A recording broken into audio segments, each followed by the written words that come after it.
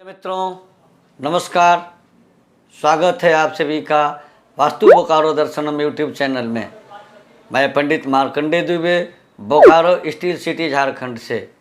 आज हम कुंडली में विदेश यात्रा के योग, क्या होते हैं विदेश यात्रा के योग, कैसे विदेश यात्राएं होती हैं, किन कारणों से विदेश यात्राएं होती हैं, क्या अस्थायी रूप से भी विदेश यात्रा होती है, अस्थायी निवास के लिए विदेश यात्रा होती है, पर्यटन के लिए विदेश यात्रा होती है, या आजीविका के लिए विदेश यात्रा होती है। यात्राएं कई तरह की होती हैं। कुछ लोग भ्रमण के लिए जाते हैं, मनोरंजन के लिए, तो पर्यटक बन के जाते हैं। कुछ लोग धन कमाने के लिए विदेश जाते हैं, तो कुछ लोग वहाँ अस्थायी निवास के तौर पर विदेश जाते हैं। अब 12वां भाव विदेश यात्रा का विचार करने का सबसे बढ़िया जगह है, और 9वां भाव भी, कुंडली का 9वां भाव जो होता है भाग्य भाव, वह भी विदेश यात्रा का स्थान माना गया है।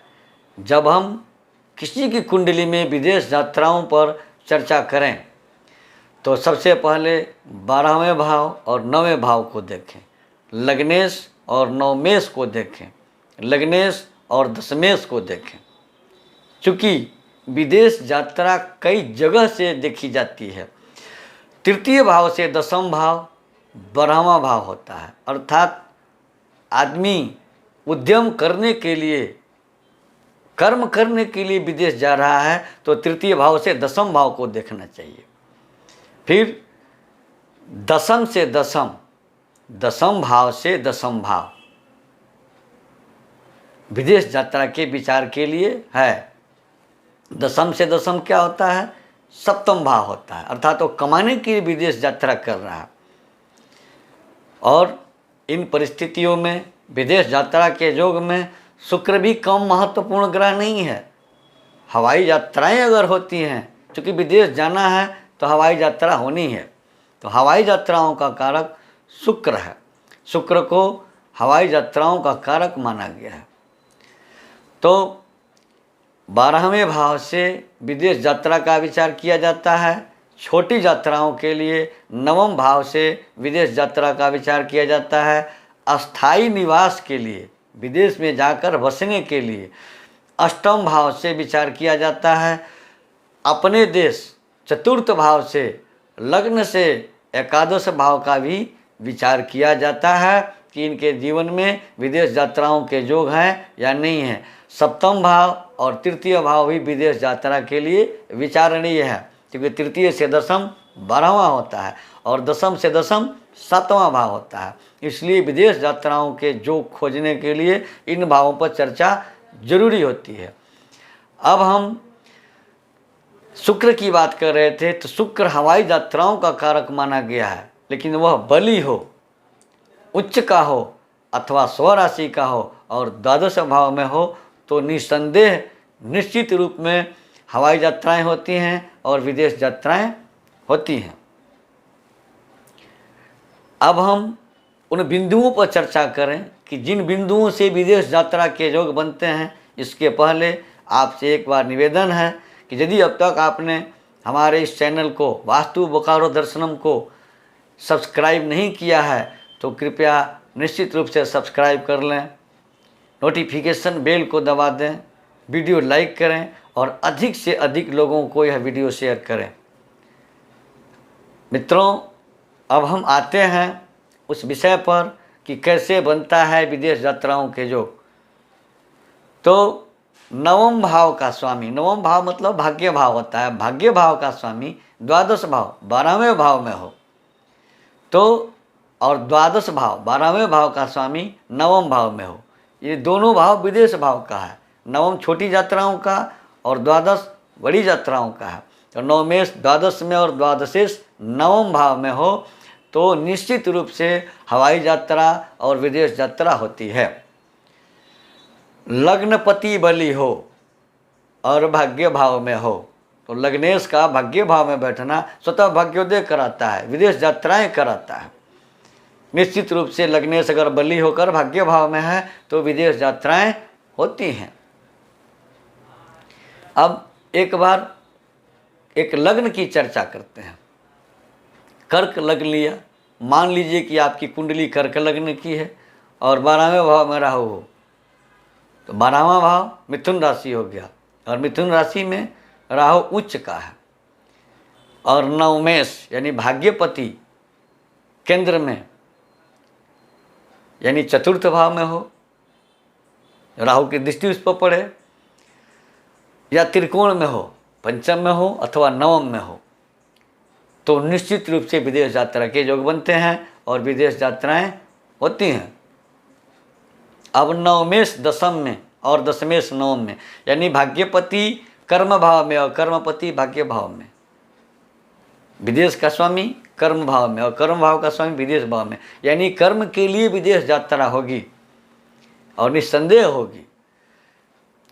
नवमेश और दशमेश यानी भाग्यपति और कर्मपति, नवम भाव का अधिपति और दसम भाव का अधिपति अगर एक साथ हों तो विदेश यात्रा के प्रबल योग बनते हैं और विदेश यात्रा होती है।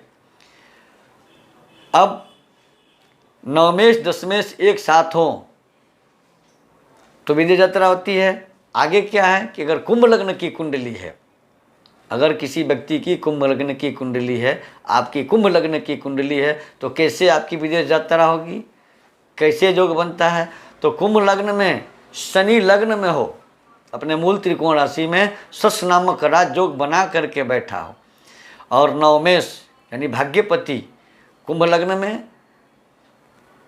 तुला राशि भाग्य भाव होता है और उस भाव का स्वामी दसम भाव में बैठा हो वृश्चिक राशि में मंगल के घर में, तो विदेश यात्रा निश्चित रूप से होती है। वहाँ शनि की दृष्टि शुक्र पर पड़ेगी, एक हवाई यात्रा का कारक और एक विदेश यात्रा का कारक। तो विदेश यात्राएं और हवाई यात्राएं कुंभ लग्न में अगर भाग्यपति शुक्र दशम भाव में हो और लग्नपति शनि लग्न में हो तो निश्चित रूप में विदेश यात्रा होती है।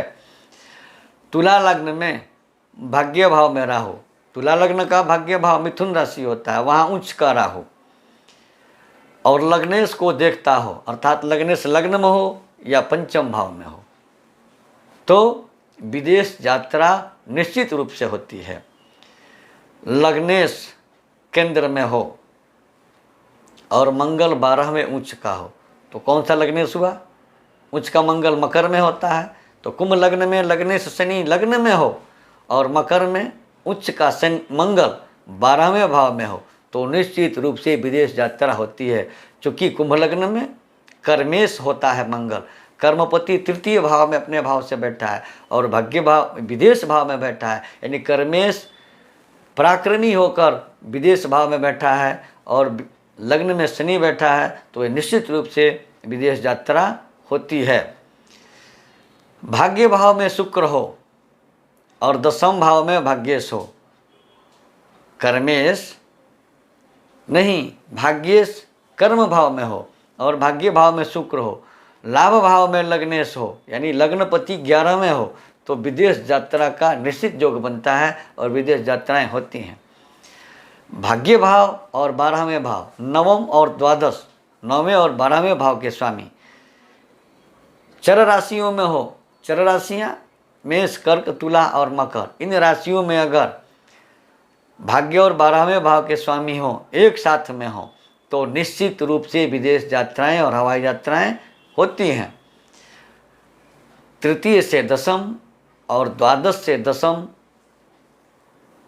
अगर शनि हो तो कर्म हेतु कार्य हेतु विदेश यात्राएं होती हैं।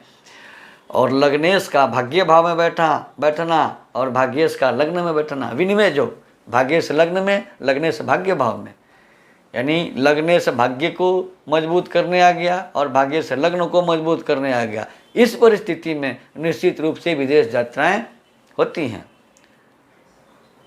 अगर आपकी कुंडली में या किसी के कुंडली में इस तरह के योग बन रहे हैं तो निश्चित रूप से विदेश यात्राएं होती हैं।